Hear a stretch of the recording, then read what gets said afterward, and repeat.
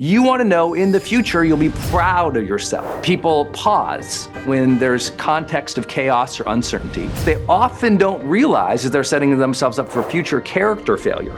That's why we look out in the future. Your internal dialogue should be like a voice recording from your future potential, telling you what to do.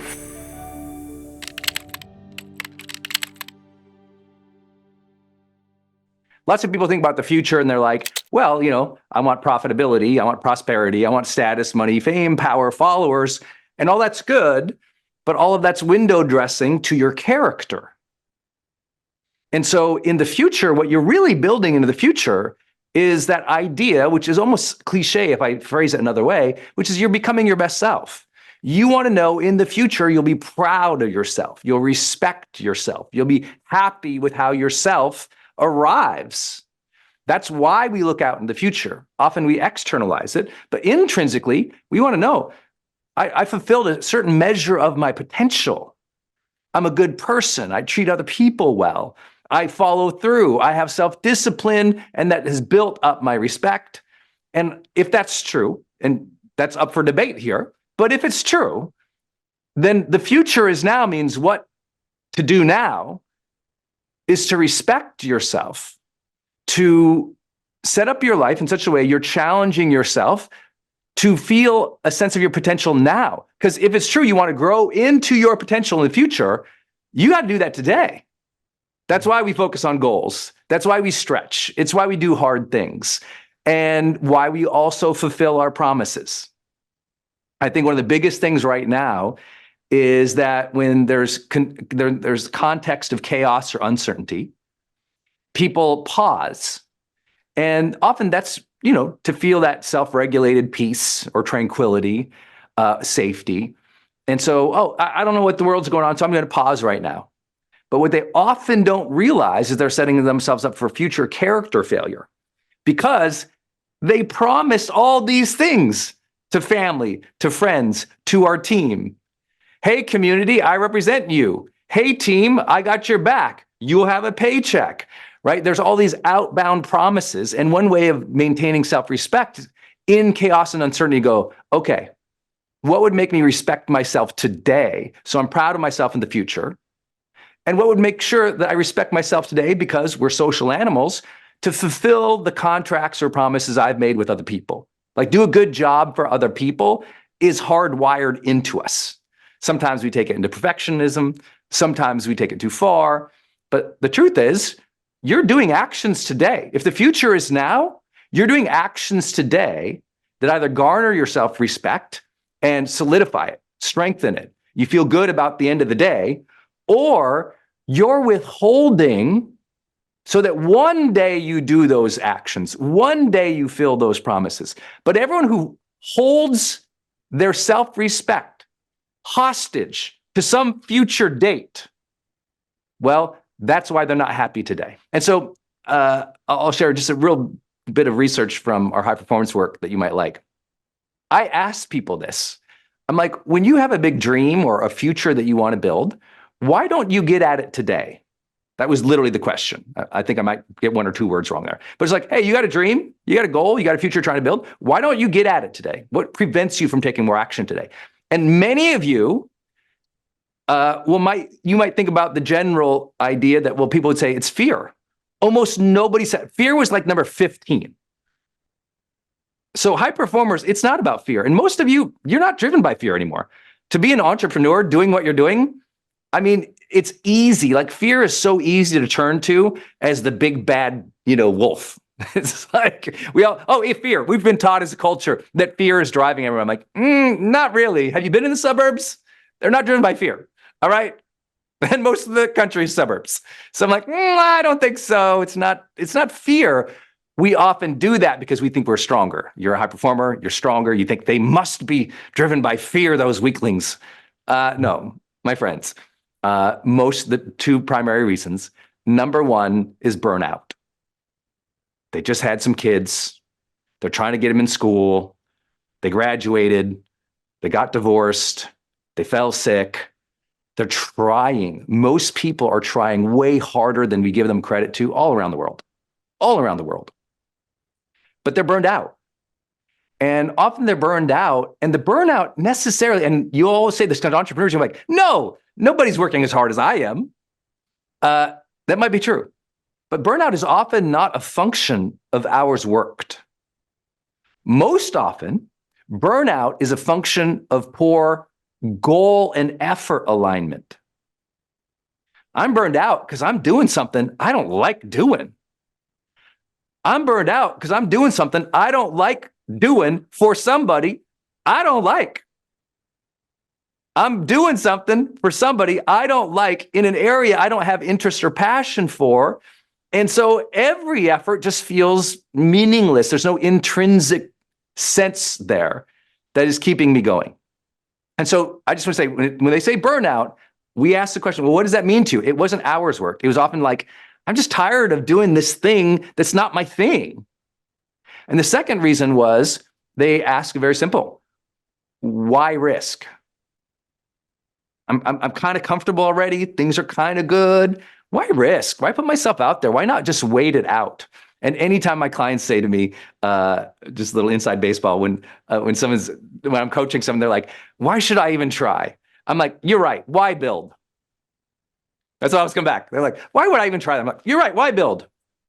Why even have the conversation with our spouse? You're right. Why build that relationship? And then they go, oh, wait, it's an immediate smack in their face, right? It's like, why build your wealth? Sounds like a terrible idea.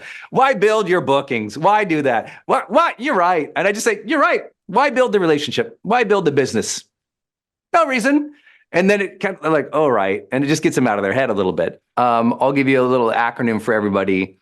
And it's just VVS. And let me break this down. V, like the letter V, VVS. So the first one, visualization. And the tricky thing with visualization is you have to take time to think. That's literally the trickiest thing. Some people are like, I don't visualize. I'm like, yes, you do. You just may not be conscious of it. So thinking about what you do in the future and how you do it and how you show up, all that's common sense.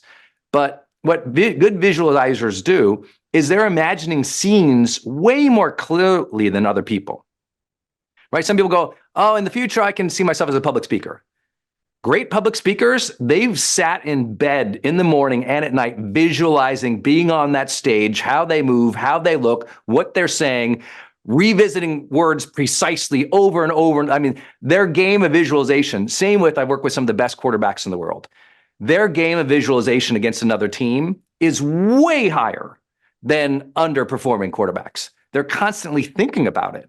It's like, oh, I'll do this and then I'll do this. Oh, I got to run this and this. Even in the huddle, as they call the play, they just visualized and thought through it for a second. So I'll teach quarterbacks often, hey, I need 2 more seconds before you call the play. If you're in the huddle, right? You got the moment, it's time on the clock. Take those 2 seconds, close your eyes, think it, see it, tell them to play. That extra 2 seconds just to think and see and visualize, see the scene. You have to do that in every area of your life. I tell everybody, you should have outcomes too. So that's the first V, the visualization. The second V is your voice. Your voice is dictating the outcomes of today. Your internal voice, your internal dialogue. What are you saying about today's conditions? Is it the same as the travel? Oh, it's going to be a big pain in the butt. Oh, this is going to suck. Oh, F the Fed, it's their fault. F this sucks. And your internal language immediately kills the future. Your internal language kills after lunch. You're like, ugh, why do this? And your internal language is not helping you connect to the best of who you are. Your internal dialogue should be like a voice recording from your future potential, telling you what to do. This is going to be awesome. I'm going to do this. I'm going to do that. I'm excited about this. And then the S, and this is a weird one, but a lot of clarity and visualization comes down to what old school, psychologists and philosophers would call symbology, right? There's kind of some symbol that you are after. And that symbol sometimes is an external thing, right? Symbol can be, hey, I want my wife and I to live in that house. And that's the symbol. Now, of course, our symbols change throughout our life, but it just gives you something to chase after. Some people, that symbol is the gold medal. Some it's the corner office. Some it's the first kid. Some it's the first car. Some it's a sense of, I went through the day and didn't have an anxiety attack. Because what we think is we have to have this single point of clarity. But what we found in the research was there's actually 4 boxes of clarity, very easy to remember. Your clarity comes in 4 boxes that help us perform well, which means become long-term successful, but also happy and build positive relationships. Those 4 boxes are self, social, skill, and service. And when you can think of, okay, let's visualize that. What do I look like in this situation? What are other people doing? What's a skill I'm demonstrating? How am I providing service? And you just think through that. The visualization gets richer because often visualization is single point, me in scene. I want to think me in scene, other people in scene, how I'm exerting myself, my skill, and how I leave it. Did I do a good job? Service to others. It's why even the greats like a Phelps, his next question in visualizing his future is like, oh, how do I help more kids? It's nonprofit work, right? It's the service aspect. And here's the thing. There's going to be lots of Mondays, guys, where your sense of self sucks. Welcome to Monday. But guess what? Your sense of social is like, you know what? I gotta put the kids' lunch together. Okay, get myself out of bed. So what it helps you remind you is clarity. It might be in one of those 4 pillars today, right? Like skill, that might be something you're really focused on today. Like you're going to get that contract done. You're going to follow through. You're going to write that perfect email. You're going to make that pitch. That's a skill thing. And sometimes the skill, you're like, oh, great, I get to do that thing today. That's skill. I get to do that thing today. Awesome. What do I want to do? So I think just a very simple thing every day, if you want to get back in the game a little bit, is just think, okay, self, social, skill, service. What do I want to do in each of these areas today? How do I want to think of each of these areas? And how can I get excited about and visualize doing something there? Because sometimes that just brings your life philosophy back in. Sometimes if you run by checklists all the time, forgive my checklist friends out there. I love you too. I also love all the bins in your house. You have many bins, very neatly organized. But my checklist people and your bins, I love you, but sometimes you forget the life philosophy. The self, the character, what am I trying to develop? Who am I trying to become? And that stuff can mobilize you again. And it might not be about you. It might be about your family. It might be about skill development, and it might be about some service you want to give. So it might be a drive that's outside of the self box. And I tell a lot of my high performers who lost, like, I don't know, I lost my motivation, but I'm like, that's fine. That's your self box. There's 3 other boxes. Let's talk about those for a minute. And just remind you, you're a multifaceted, extraordinary, high-performing person, especially if you haven't clicked off by now, because I made so many bad jokes. So you're clearly in this game. So just give yourself the recognition. Some days the self box isn't so sexy. You just don't feel it. You don't vibe it. You don't like the gut. You don't like how you looked in the mirror. You had some dandruff. You don't like the beard's not growing. You might have all these things. So move it into the other boxes, serve those other boxes, and you'll catch it up. Hey, my friends, it's Brendon Burchard, and I'm excited to welcome you to the brand new Growth Day. We are happy to roll out 3 brand new features that will help you on your personal development journey. First, our brand new growth streaks and rewards. Every day you come into Growth Day, and we will give you that daily inspirational life strategies so you can listen to an audio, but then create your journal, your checklists, and your habit tracking to truly experience an extraordinary quality of life. We will also roll out to you the world's best AI life coach. This AI life coach has been trained on almost 20 million words of my deep dive training in high performance, motivation, and psychology. And third, all access pass to the world's greatest personal development teachers, coaches, and trainers. These are the world's best, highest paid keynote speakers, coaches, and teachers who can really take your life to a deeper level because we have over 400 classes, over 40 deep dive courses, and those are available to you right now, all in Growth Day. Lasting change begins with a daily personal growth practice, and that is why you should be using Growth Day. I can't wait for you to use it and to level up your life and become more. Go get your growth streak and Growth Day right now.